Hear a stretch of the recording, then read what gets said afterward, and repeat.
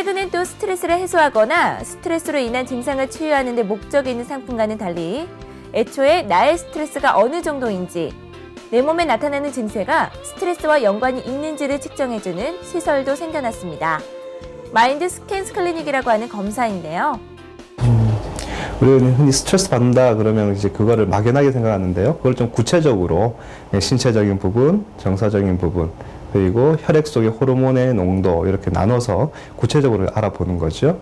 신체적으로는 자율신경계의 어떤 활성도라든지 코티졸 같은 스트레스 호르몬의 농도 이런 걸 보게 되고요. 정서적으로는 불안이나 우울이나 분노와 같이 스트레스 상황을 일으키거나 또는 스트레스 상황을 더 악화시킬 수 있는 그런 정서적인 요인들을 알아봅니다. 그 스트레스 검사를 해서 신체적인 스트레스나 또 정서적으로 내가 스트레스에 취약한지 또는 나 스스로 스트레스를 많이 만들어낼 수 있는 어떤 정서나 성격이 있는지 이런 걸 이제 파악하게 되면 거기에 따라서 신체적인 어떤 활성도를 높이거나 스트레스 저항력을 높이는 방법들을 이제 구체적으로 이제 조언을 하게 되고요.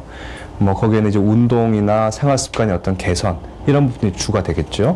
정서적인 부분들에서는 심각한 경우에는 필요한 어떤 약물이나 구체적인 치료 방법을 권유하기도 하고요. 하지만 일상적으로 조금 그런 정도일 때는 그 사례를 들어가면서 그 사례별로 조금 다르게 접근을 합니다. 하지만 어떤 경우에는 대부분 그 작은 문제들만 지적해 주더라도 본인 스스로가 그거를 교정해 나갈 수 있는 그런 힘을 얻게 되는 거죠. 먼저 직장에 다닌다. 그리고 거기에서 이제 월급을 받으니까 어떤 일을 할 때 스트레스가 없을 수는 없습니다. 사실 어떠한 환경에 있어서는 스트레스는 없을 수는 없거든요.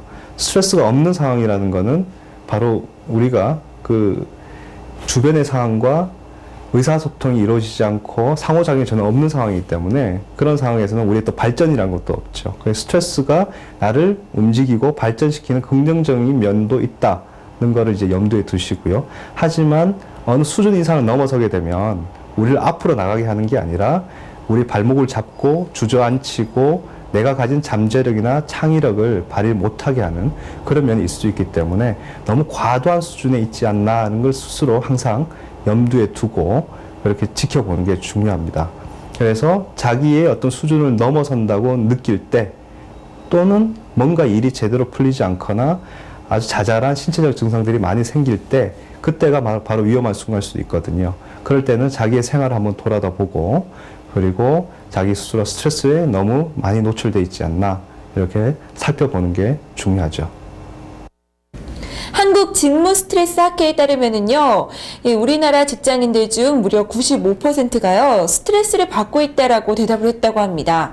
자, 오늘은요, 저희가 이 탈스트레스 산업에 대해서 소개를 해드렸는데요. 자, 여러분들도요, 여러분에게 딱 맞는 나만의 스트레스 해소 방법 하나쯤은 발견을 하셔가지고요, 스트레스 이제는 그때그때 풀고 지나가시기 바랍니다. 자, 그럼 저는 다음 시간에 다시 인사드리겠습니다. 안녕히 계세요.